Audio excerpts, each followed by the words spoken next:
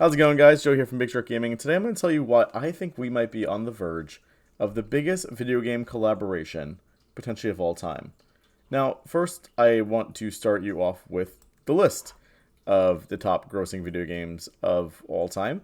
Now, I will say take this with a little bit of grain of salt because this list has been different from other lists I found, but this one seems to be the most recent as well as the most up to date.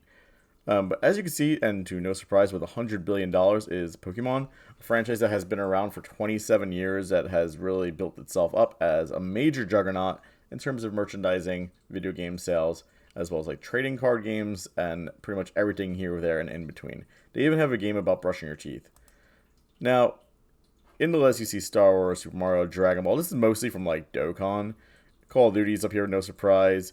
You see huge franchises like Dragon Quest as well as like the Wii series of games, such as Wii Sports and stuff like that. You see Final Fantasy, you see League of Legends. Grand Theft Auto, I'm surprised, is actually 18th because I thought it would be higher. But number 21 is Puzzles and Dragons, a game that you may or may not know of. Puzzles and Dragons came out 10 years ago, over 10 years now, in Japan, and is approaching its 10-year anniversary worldwide, and has managed to gross $7.7 billion. It is a massively popular game. And one thing I will say is they do a lot of collaborations with companies like My Hero Academia, Dragon Ball. They even did one with Disney. Disney. They had a collaboration with Disney, which was famously brought to light as such a very difficult thing to do when Sora was introduced to Smash Bros. Now, let's take a list of highest grossing games over here. This is a little bit of a different list, as you can see, as this one also includes the inflation value. And it doesn't always break it down by franchises as opposed to just separate games as well. So you can see Pac-Man. And it's interesting to see how like games that were a lot older being very heavily affected by inflation, and games that are relatively newer are not so heavily. It's interesting to see how the dollar has changed. One thing you can see here is that Puzzle and Dragons is up here much higher on the list. It's like 10th or 11th or so on the list. I didn't count. But it's falling short to games like Fortnite, World of Warcraft, League of Legends, and surprisingly these old heads like Space Invaders and Pac-Man. But it makes a lot of sense seeing as Space Invaders and Pac-Man were originally arcade games, and that definitely goes towards their actual grossing of the game as well. You can see games like Pokemon Go down here as well, just a few ranks behind, probably in 13th or 14th, as opposed to Puzzle Dragons, which has amassed $8.5 billion of pure U.S. money, and not even inflation. It's just $8.5 billion. That's a massive amount. Also, one thing that I found pretty interestingly while I was doing this research is this. Pokemon Emerald, being one of the most critically acclaimed Pokemon games of all time, is actually the least selling. It has 6.32 million units sold, falling just shy of Pokemon Crystal with 6.39. And then there's really nothing close until you get to like Pokemon Platinum at 706, and then also Pokemon Black 2 and White 2 at 7.63. Makes sense why Pokemon actually stopped doing any form of like director's mode or anything like that, director's cut, or just these trilogy games, because it seems like they just were never nearly as popular. Even Ultra Sun and Ultra Moon follows this trend as it's a sequel to Sun and Moon, and it did half the sales. It's really interesting to see. The only one that really breaks this curve is Pokemon Yellow, but it's also because Pokemon Red and Blue, again, sold over twice the amount of copies that Pokemon Yellow did. Interesting to see how the third cut just never really sells tremendously. And also this doesn't show Platinum, Diamond, and Pearl or Legends Arceus. So again, you're missing some information here. Now, why do I think we are on the verge of Puzzle and Dragons X Pokemon?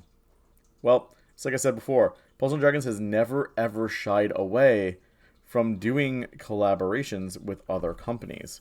And they have the money to do it. We've seen that before. One, they're extremely generous in game with their users, as well as just being very eager to do as many collaborations as possible. But recently, we got these arts. Now, I don't know how frequently you've seen Puzzle and Dragons art, but these arts scream the Puzzle and Dragons aesthetic. Now, Puzzle and Dragons monsters do normally have these types of art. And you might say, oh, these are just cool art renditions for some of the most notorious trainers. Well, I disagree that Hilda is extremely well known. Dawn obviously is well known. Cynthia is probably the face of the franchise at this point because she's in everything. Steven has the coolest name in Pokemon history, Steven Stone, and is also very well known. In fact, he had just made an appearance in the anime as well. And Red and Blue are just obviously Red and Blue.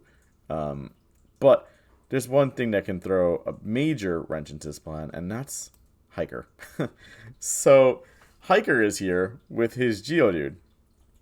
And one thing I will say is the significance of Hiker being here is Puzzle and Dragons use a monster rank system, starting at 1 and making it all the way up to 10. Typically with collaborations, they include a bunch of monsters of lower tier. Hiker can definitely be like a 5 or 6 tier, while the rest of these guys can be anywhere between 7 and 10. Maybe Hilda's like an 8, maybe Dawn's an 8, Cynthia's a 9, Steven's a 9, and these guys here are the feature cards, and they are rank 10. Maybe you add in Green as well, but Green just made it into Pokemon Unite, so maybe they'll lay off of her for a little bit. One other thing I could think is that maybe this is for Pokemon Conquest 2. The Nobunaga game that came out, I don't know, 10 years ago at this point, which was great, and if you haven't played it, I really recommend it.